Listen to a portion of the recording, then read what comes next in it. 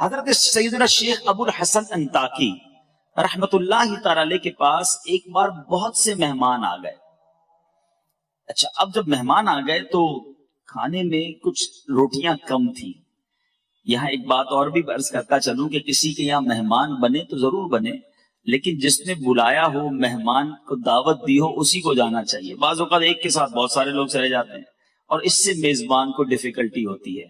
اچھا، اب لوگ زیادہ پہنچ گئے، کھانا کم تھا، تو حضرت شیخ ابو الحسن انطاکی رحمت اللہ تعالی نے کیا کیا، دسترخوان لگایا اور اس دسترخوان پر روٹیوں کے ٹکڑے کر کر سجا دیے، رکھ دیے. اس زمانے میں تو لائٹ نہیں ہوتی تھی، چراغ ہوتے تھے. آپ نے وہ چراغ اٹھا کر گل کر دیا، اندھیرا کر دیا. آپ کا جو ذہن میں یہ تھا کہ کھانا تھوڑا ہے تو میں ویسے ہی ہاتھ چلاتا رہوں گا، منہ چلاتا رہوں گا، مہمان کھا لیں گے، کسی کو پتہ نہیں چلے گا کہ میں نے کھانا نہیں کھایا. یہ جذبہ تھا ان کا. اچھا، کمال یہ ہوا کہ جب تھوڑی دیر کے بعد ریئلائز ہوا کہ اب کھانا کھا چکے ہوں گے سارے مہمان، چراغ لایا گیا تو جتنا روٹیوں کے ٹکڑے دسترخوان پر رکھے گئے تھے وہ سارے ویسے کے ویسے ہی موجود تھے. یعنی ایچ اینڈ ایوری بڈی، جتنے لوگ تھے سب نے یہ ذہن بنایا کہ کھانا تھوڑا ہے، بندے زیادہ ہیں، میں رک جاتا ہوں میرا بھائی کھا لے، میں ہاتھ روک لیتا ہوں کسی اور کا پیٹ بھر جائے. تو دسترخوان پر ساری کی ساری روٹی کی ٹکڑیاں ویسے ہی پڑی رہیں اور دسترخوان ویسے ہی رہا. اے میرے پیچھے اسلامی بھائیوں، یہ مائنڈ سیٹ تھا ہمارے بزرگوں کا کہ میں پیچھے رہ جاؤں، بھائی آگے بڑھ جائے، مجھے نہ ملے میرے بھائی کو مل جائے. پیچھے پیچھے اسلامی بھائیوں، اسی کو ایثار کہتے ہیں، یاد رکھیے گا، سیکریفائس. ایثار ہم باتیں تو بہت کرتے ہیں لیکن ایثار ہے کیا؟ حدیث پاک سن لیجئے، نبی پاک علیہ الصلوۃ والسلام کا فرمان ہے، جو شخص کسی چیز کی خواہش رکھتا ہو پھر اس خواہش کو روک کر اپنے اوپر کسی دوسرے کو ترجیح دے تو اللہ عز و جل اسے بخش دیتا ہے. لک ایٹ دا ریوارڈ، انعام کتنا بڑا ہے. آپ کو بھی چاہیے، آپ کے بھائی کو بھی چاہیے، کوئی ایسی چیز ہے. اب آپ اپنی خواہش کو روک لیں، دوسرے کو ترجیح دے دیں کہ اس کو مل جائے، اس کا ثواب اللہ کیا دیتا ہے، اسی بخشش فرما دیتا ہے. اچھا، ایک یہ مائنڈ سیٹ ہے. اور آج کل کا مائنڈ سیٹ کیا ہے، حالانکہ یہ پرانی بات ہے کہ ایک زمانے میں ایک شہر کے اندر دودھ کی قلت ہو گئی. اناؤنس کیا گیا کہ ایک بڑا سا کنواں ہے، سارے شہر کے لوگ آئیں اور ایک ایک پیالہ دودھ کا اس میں ڈال دیں تو یہ کنواں دودھ سے بھر جائے گا، تو جو شہر میں کمی ہے وہ پوری ہو جائے گی. ایک شخص گیا کنویں کے پاس، آرڈر تھا بادشاہ کا، سب نے جانا ہے، تو وہ بھی پہنچ گیا. سوچنے لگا، یار سارے شہر نے دودھ ڈالا ہے، اگر میں ایک گلاس پانی ڈال دوں گا تو اس سے کیا فرق پڑے گا. تو اس نے کیا کیا، اس کنویں میں پانی ڈال دیا. نیت میں فطور تھا، اس نے پانی ڈال دیا. صبح ہوئی، جب اس پردہ ہٹایا گیا اس کنویں کے اوپر سے تو وہ پورا کا پورا کنواں جو تھا وہ پانی سے بھرا ہوا تھا. یعنی ہر شہر کے بندے نے یہی سوچا کہ میرے ایک گلاس پانی سے کیا ہوگا، کسی نے دودھ نہیں ڈالا. ایک یہ مائنڈ سیٹ ہے کہ میں غلط کر رہا ہوں، ایک سے کیا ہو جائے گا. اور ایک وہ مائنڈ سیٹ تھا کہ میں بھوکا رہ گیا تو کیا حرج ہے میرے بھائی کا پیٹ بھر جائے. ایچ اینڈ ایوری بڈی وہاں بھوکا رہا اور یہاں پورے شہر نے پانی کا گلاس ڈال دیا. میں کس طرف کی سوچ رکھتا ہوں کہ میرا بھلا ہو جائے، سامنے والے کا بیڑا غرق ہو جائے، یہ میرا ذہن ہے. یہ میرا ذہن یہ ہے کہ سب کا بھلا، سب کی خیر، سب کے بھلے میں اپنی خیر. دوسروں کا جو اچھا سوچتا ہے نا اس کا ہمیشہ اچھا ہوتا ہے، کبھی کسی کو تکلیف نہیں دینی ہے. آج جو میرا بیسک ٹاپک ہے نیچے اسلامی بھائیوں وہ یہ ہے کہ ہماری ذات سے کسی کو تکلیف نہ پہنچے. دیکھیں، حقوق اللہ کی بہت بات ہم کرتے ہیں، بہت اچھی بات ہے، بالکل ٹھیک ہے، نماز پڑھنا ہے، روزہ رکھنا ہے، تلاوت کرنا ہے، عبادت کرنا ہے، زکوٰۃ دینا ہے، حج کرنا ہے، بریلینٹ، بہت اچھی بات ہے. لیکن حقوق اللہ کے ساتھ ساتھ ایک بہت بڑا چیپٹر ہماری لائف میں حقوق العباد کا بھی ہے، اور یہ موسٹ امپورٹنٹ چیپٹر ہے. کیونکہ روایتوں میں آتا ہے، علماء فرماتے ہیں جب کوئی اللہ کے حقوق پامال کرتا ہے نا، نماز نہیں پڑھتا، روزے نہیں رکھتا، گناہ کرتا ہے، اگر مرنے سے پہلے وہ سچی توبہ کر لے، اللہ کی رحمت سے امید ہے اللہ اپنے سارے حق اسے معاف فرما دے گا. لیکن اگر کسی نے کسی مسلمان کا دل دکھایا ہے، کسی کے ساتھ دھوکہ کیا ہے، کسی سے مال دبا لیا ہے، کسی پر ظلم کیا ہے، حقوق العباد اس نے ڈسٹرب کیے لوگوں کے، جب تک بندہ معاف نہیں کرے گا، جب تک اللہ بھی معاف نہیں فرماتا۔ تو ذرا غور کیجئے کہ اس پر کتنی توجہ دینے کی ضرورت ہے۔ ایک بار نبی پاک علیہ الصلوۃ والسلام نے بڑی خوبصورت حدیث پاک، آج ہم کہتے ہیں نا یار بڑا اچھا آدمی ہے، یہ بہت سارا ماڑو ہے، اچھا اپنے بارے میں بھی لوگ کہتے ہیں میں بہت اچھا آدمی ہوں۔ آج میں آپ کو حدیث پاک کے ذریعے سے بتاتا ہوں کہ کون اچھا ہے کون برا ہے۔ نبی پاک علیہ الصلوۃ والسلام نے فرمایا کیا میں تمہیں اچھے اور بروں کی خبر نہ دوں؟ میرے آقا خود فرماتے ہیں کہ اچھے کون ہیں اور برے کون ہیں؟ صحابہ کرام خاموش رہے۔ میرے آقا نے 3 بار سوال کیا۔ ایک شخص نے عرض کی یا رسول اللہ صلی اللہ علیہ وسلم، جی ہاں ہمیں اچھوں بھلوں اور بروں کی خبر عطا فرما دیجئے۔ اب غور سے سنیے گا، اب آپ خود چیک کر لیں، جتنے یہاں بیٹھے ہیں، جتنے بعد میں چینل پر دیکھیں گے، خود غور کر لیں کہ میں اچھا ہوں یا برا ہوں۔ نبی پاک فرماتے ہیں تمہارا بھلا وہ شخص ہے جس سے خیر کی امید کی جائے اور اس کے شر سے امن ہو۔ یعنی اس سے آپ کو جب کسی شخص سے شر کا خوف نہ ہونا، خیر ہی کی امید ہو، یار اس سے ہمیشہ اچھا ہی ہونا ہے، خیر ہی ملنی ہے، نہ لڑائی کرتا ہے، نہ گالیاں دیتا ہے، نہ جناب غصہ آئے گا، ہم کہتے ہیں بندہ بڑا اچھا ہے مگر غصہ مت دلانا ورنہ یہ اچھا نہیں رہے گا، پھر تو یہ اچھا نہیں ہے نا، جس سے خیر ہی کی امید ہو اور اس کے شر سے امن ہو۔ نبی پاک فرماتے ہیں، اور فرمایا تمہارا برا وہ ہے جس سے خیر کی امید نہ کی جائے اور اس کے شر سے امن نہ ہو۔ اب غور کریں کہ مجھ سے لوگ ڈرتے ہیں، مجھ سے لوگ تکلیف میں ہیں۔ دیکھیں ہم کبھی کبھی کہتے ہیں یار میری بڑی عزت کرتے ہیں لوگ، ایک عزت ہوتی ہے خوف سے، عزت نہیں کریں گے تو پھر اور ذلیل کر دے گا۔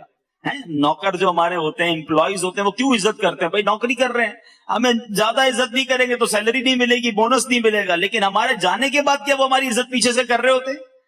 عزت وہ ہے جو آپ کے پیچھے بھی کی جائے۔ آپ کے سامنے اگر کوئی عزت کر رہا ہے تو ہو سکتا ہے وہ خوف سے کر رہا ہو۔ وقار عزت اس چیز کا نام ہے کہ ہم اس کے سامنے ہو نہ ہو، بندہ پیچھے سے بھی دل میں عزت رکھے کہ بڑا اچھا آدمی ہے۔ اب اپنے بارے میں مجھے اور آپ کو غور کرنا ہے کہ مجھ سے خیر کی امید کی جاتی ہے یا شر کی امید کی جاتی ہے۔ نبی پاک علیہ الصلوۃ والسلام کی ایک بڑی اہم حدیث پاک اگر آج یہ آپ سب کو یاد ہو جائے نا، اور آج اس بیان کا سمجھ لیں مین آبجیکٹ یہی ہے۔ سرکار دو عالم صلی اللہ علیہ وسلم نے فرمایا من آذا مسلمن فقط آذانی ومن آذانی فقط آذ اللہ۔ مختصر حدیث ہے لیکن کمال بات فرما دی میرے آقا نے۔ فرمایا جس نے کسی مسلمان کو تکلیف دی اس نے مجھے تکلیف دی، اور جس نے مجھے تکلیف دی اس نے اللہ کو تکلیف دی۔ اب غور کر لیجئے، اچھا ہم کیا کرتے ہیں؟ ہم اپنوں کو تکلیف نہیں دے رہے ہوتے، جو ہمارے اسٹیٹس کا ہوتا ہے، ہمارا رشتہ دار ہوتا ہے، ان کا تو خیال رکھ لیتے ہیں، مگر عام مسلمانوں کے ساتھ ہمارا رویہ ایسا ہے، ہمارے غریب رشتہ داروں کے ساتھ، ہمارے امپلائیز کے ساتھ جس کو ہم نہیں جانتے، بالکل نہیں جانتے، روڈ پہ مل گیا، تھوڑی سی ٹکر لگ گئی، تھوڑا سا ہاتھ لگ گیا، تھوڑا سا بھیڑ میں آ گیا، ہمارے آگے کسی نے گاڑی بڑھا دی، اب ہمارا ایٹیٹیوڈ کیا ہے؟ اس وقت ہم تکلیف دیتے ہیں یا اگنور کر دیتے ہیں کہ کوئی بات نہیں، مسلمان ہے۔ پورا مطلقاً نبی پاک نے فرمایا جس نے کسی مسلمان کو تکلیف دی، پھر اب غور کر لیجیے ہم نے کسی مسلمان کو تکلیف نہیں دینی ہے، کیونکہ آگے یہ بات کدھر جا رہی ہے؟ مجھے تکلیف دی، میرے آقا فرماتے جس نے مجھے تکلیف دی اس نے اللہ کو تکلیف دی۔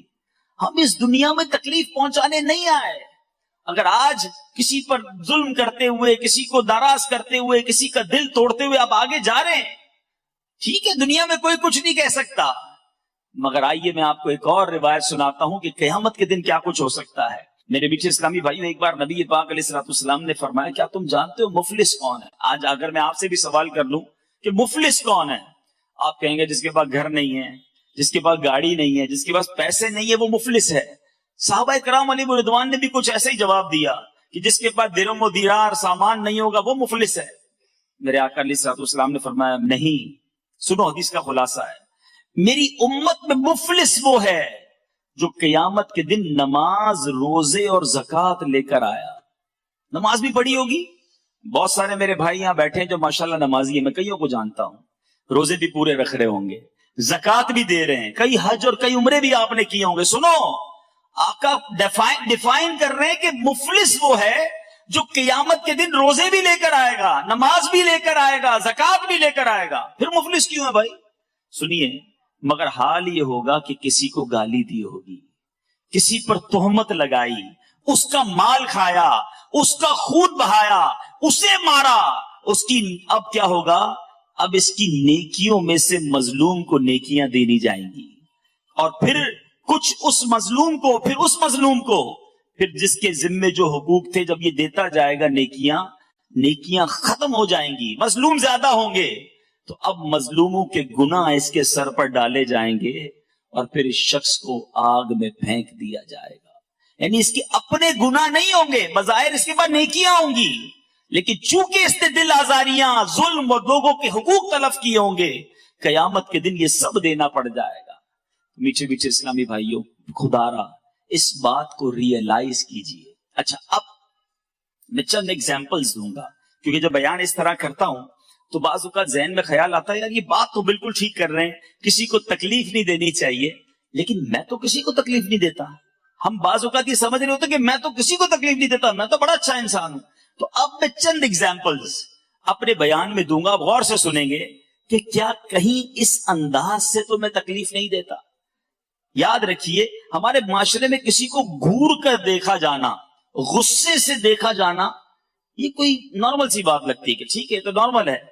سنیے، نبی پاک علیہ الصلوۃ والسلام نے فرمایا، جو اپنے بھائی کی طرف ڈرانے والی نظروں سے گھورے، اللہ تعالیٰ اسے قیامت کے دن ڈرائے گا۔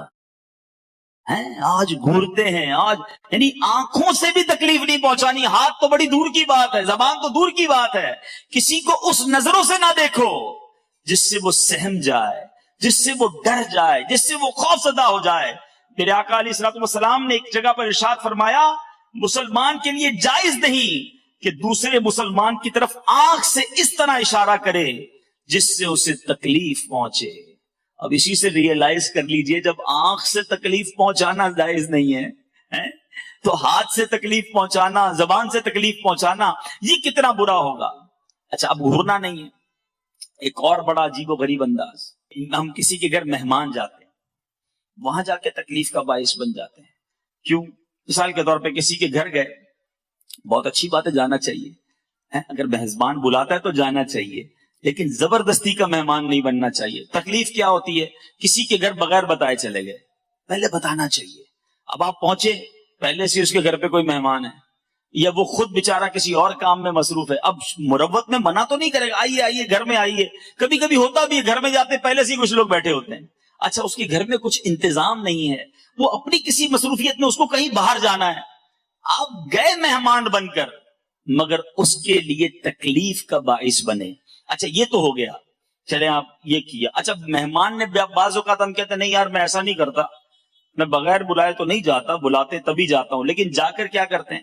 کسی کے گھر میں گئے، یار اتنا بڑا تمہارا کاروبار ہے، ابھی تک اسی کالونی میں رہتے ہو، ابھی تک 500 گز کی بنگلے پہ ابھی تک بڑا گھر نہیں لیا تم نے، اچھا یار یہ ڈرائنگ روم کیسا بنایا ہے، یہ تو یہاں نہیں وہاں ہونا چاہیے تھا، یار کلر اسکیم تو دیکھ لیتے، یار یہ کون سا کلر کروا لیا تم نے، یہ صوفے اب پچھلی بار آیا تھا جب بھی وہی تھے، آج بھی وہی ہیں۔ اب بندہ بولے یار میں نے مہمان بلایا، انسپیکٹر بلایا ہے، گھر میں جاتے ہی گھر کی خامیاں نکالنا شروع۔ اچھا اب کھانا لگ گیا تو کھانا لگتے ہی کھانے میں کیڑے نکالنا شروع، یار میں تو چکن کھاتا ہی نہیں ہوں، میں تو آج کل چاول نہیں کھا رہا۔ اب بندہ بولے یار پہلے بتا دیتے حضرت آپ کیا نہیں کھاتے، کیا کھاتے، لسٹ بھجوا دیتے، میں وہی بنا لیتا۔ یہ سب تکلیف کا باعث چیزیں ہیں۔ مہمان کے لیے یہ اصول لکھا کتابوں میں کہ جب کسی کے گھر جائے تو جہاں وہ بٹھائے وہاں بیٹھ جائے، جو کھانا پیش کرے وہ کھا لے، نہیں سمجھ آتا نہ کھائے۔ سرکار دو عالم صلی اللہ علیہ وسلم کا بھی یہ طریقہ تھا کہ آپ کے سامنے جب کھانا لگایا جاتا، کھانے میں کبھی عیب نہیں نکالتے تھے، بلکہ پسند آتا تو تناول فرماتے، نہ پسند آتا تو ہاتھ روک لیتے کہ میں اپنی بیوی سے معافی مانگوں، اپنے بچوں سے معافی مانگوں۔ سنیے میٹھے اسلامی بھائیوں، میری اور آپ کی کیا حیثیت ہے؟ کونین کے والی صلی اللہ تعالی علیہ وسلم ایک بار نہیں، آپ کی سیرت اٹھا کر دیکھو، کئی بار اعلان فرمایا اگر کسی کا مجھ پر کوئی حق آتا ہے تو مجھ سے لے لو، اگر آپ میں سے کسی کا میں نے اگر دل دکھایا ہے تو آ کر مجھ سے بدلہ لے لو. ایک بار نبی پاک علیہ الصلوۃ والسلام صفے درست کر رہے ہیں، صحابہ کرام موجود ہیں. آپ نے اپنی ڈنڈی سے اپنی عصا مبارک سے کسی صحابی کو تھوڑا سا پیچھے کیا، صف درست نہیں تھی. نبی پاک نے جب اعلان کیا کہ تم میں سے کسی کا حق آتا ہے تو مجھ سے لے لو، وہ صحابی کھڑے ہو گئے، کہتے یا رسول اللہ میں نے آپ سے بدلہ لینا ہے.